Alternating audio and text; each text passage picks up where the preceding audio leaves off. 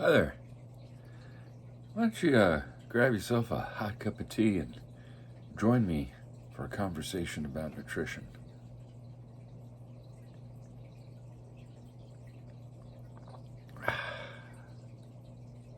Today, I'd like to talk about the types of eating habits. Are you an omnivore or are you a vegetarian? Maybe you're a vegan. Well, here we are, and here I am, and you know I'm going to give you the most honest answer I can think of. What do I think the differences are? And what am I? Well, firstly, no judgment. Whichever of the three you choose to be or any deviation of is your choice. I can see the perspective for each. It is important to understand that as an omnivore, I am an omnivore, that I practice the 80-20 rule. That means that 80% of my diet is fresh fruits and vegetables, and 20% of my diet is whatever I want. That includes eating the occasional junk food, maybe having ice cream or pizza, a big fat cheeseburger or bacon maybe. That's part of my 20%. If I eat a meat product of any kind, be it chicken, beef, I don't eat a lot of pork, but if I do, then the next day I eat only vegetables. I'll have multiple salads and fruit for dessert. If I eat dessert as in pastries and ice cream or cookies, pie, cake, then I will the next day only have fruit to satisfy my sugar tooth. I'm an omnivore. I believe that I have evolved to a point as a human being, as the alpha evolutionary being on this planet, that I have evolved to not have to pick and choose what I can eat. That I have adapted to be able to find sustenance in almost anything I come across. And I think that's a beautiful thing, and I choose to live my life that way. I must be honest and say that I think it's almost silly to limit yourself of your food options, to put that stress. Food's not supposed to be stressful. You should be walking along and, ooh, a nut. Ooh, a berry. Ooh, a bug. Ooh, a fruit. Ooh, a mammal. It doesn't matter. It's food. It's all food. You know, some people take that pretty seriously, like the Chinese, and others take the opposite pretty seriously, like maybe some of the Hindu cultures. But you can't judge other people for what their food choices are. More power to you if you only want to eat fruits and vegetables. Even more power to you, because it's going to take a lot, if you don't even want to have dairy or any other type of food that's animal derived. My problem with veganism is I think that it's strange to limit, yes, but also to be so judgmental. So I don't find that omnivores judge vegetarians and vegans. But if you ask a vegan or a vegetarian, they'll tell you, oh, they're very judgmental. But that's not what I see. What I see is that vegans and vegetarians tend to be more vocal about their food choice, and they tend to put omnivores on the defensive quite often. And I think that for the two to get along, the vegans and the vegetarians have to be a little more respectful for the fact that the omnivore does want a BLT and should be allowed to eat it right in front of you. I mean, after all, you might be eating a pickle in front of them.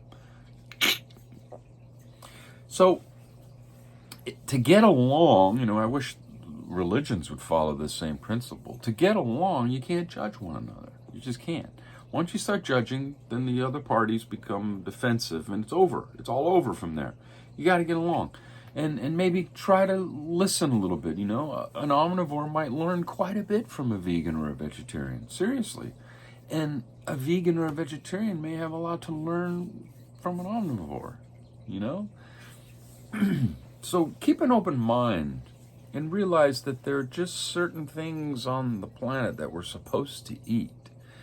And if you gotta mess with it too much, like grain, if you gotta, wait for it to dry and die out in a field and chop it down and then put it in a giant smooth rock bowl and grind it into a powder, then add water to it and then add salt to it and then bake it. I mean, there's so much work for a lot of the plants that are out there to eat them. And most people don't even realize that more than 90% of the Earth's flora, more than 90% of all the things on the planet that are plants and trees and all that stuff are toxic to humans. Yeah, I know that sounds crazy, like I just threw it out there, but it's the truth. Look it up. The majority of the things on the planet are toxic that are plants. You can't just go out and pick up stuff. There are berries and stuff out there, so many of them. We as humans have adapted to make our environments where we live to be almost free of that type of stuff. It's pretty rare, but they're still out there. There are a lot of common household plants right around you right now that would kill you if you ate them. Even oregano would kill you if you took too much. But did you know that 99.99% of all animals on the planet are not toxic? There's really not that many toxic animals on the planet, and you can almost name them on your hands. There are a few snakes, a few spiders. There are only 1 or 2 toxic mammals on the planet. You add all those animals up together, that's almost nothing toxic when you look at the comparison. So don't judge one another. Everyone has their own reasons to eat the way they eat. Some people might say that if we evolved from primates, if we're all apes, after all, evolution, if you're a science believer, then how come most primates are vegetarian and only the chimpanzee is branched out to grabbing monkeys out of the trees and ripping their arms off and eating them like chicken? Chimpanzees do that. Don't want to bust any of your bubbles out there, but chimpanzees are quite brutal to other primates they come across. So that could make someone want to be a vegetarian. You could have a personal reason to be a vegetarian. There are a lot of reasons to be a vegetarian or a vegan, and they're all your reasons. The reason that you really can't throw around, though, is that cruelty to animals bothers you so much that you can't eat them. Because then you're playing God, and that's not appropriate, and that's how you're going to make people angry, right? So don't talk about that type of stuff. If you believe that, that's fine, but don't throw it in other people's faces. Because then you're saying that plants don't have a right to live, that they're not alive, right? Isn't that what you're saying in that aspect? You're saying that the chicken that was raised by somebody specifically for the purpose of being eaten for a very long time now, that animal has more of a right to exist than an apple tree or an orange tree or a cucumber or watermelon patch or whatever. That's what you're basically saying. And some people may go, yeah, duh. But others may say, but it's alive. They're both alive, right? Where does that begin and where does that end? Who is making that decision as to when something is alive? So we get into the whole abortion thing again? Is that what we're doing? Came first, the chicken or the egg? I mean, I don't understand what we're doing here. So for your argument to be that it's because you love animals, that's ridiculous, because you're walking around, your car, your house, pollution, there's so many things you're doing. You're stepping on bugs every day, all day. Your car is murdering insects by the thousands on a road trip, so on. So let's not go there. Let's not do that. We're human beings. We've evolved to move forward, not stay in something or to go backward. That's how I feel. Now, dietary is a completely different thing. You may have a form of cancer. You may have Crohn's disease. You may have some sort of digestive issue, your gallbladder removed. Who knows? You may have part of your stomach removed. There may be a lot of reasons for you to only eat vegetables.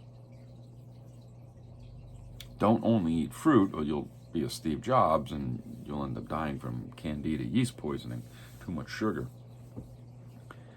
But my point is that there are many different diets out there, and the most important one is the one you can stick to.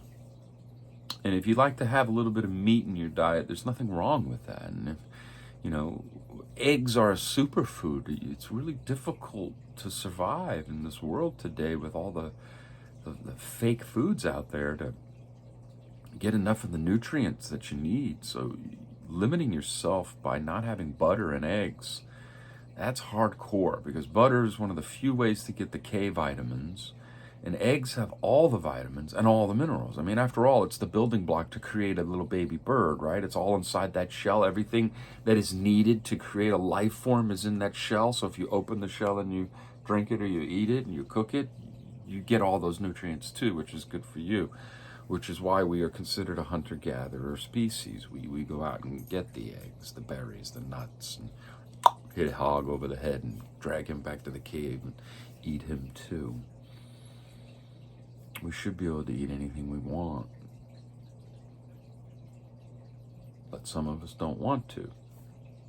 And I respect that. I don't judge anyone who wants to do that. I'm not going to have this conversation. But if you attack me because I like to eat meat, you're going to put me in a position to have to defend why I eat meat, right?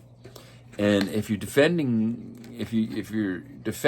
like I would be, then you're not really going to be listening anymore, and the person you're talking to is going to perceive it as you're attacking them now, when in reality, they didn't have to bring it up, right? You say, oh, I'm not in the mood for that tonight. You don't have to say, oh, no, I don't eat meat, and I don't do this, and why do you eat meat?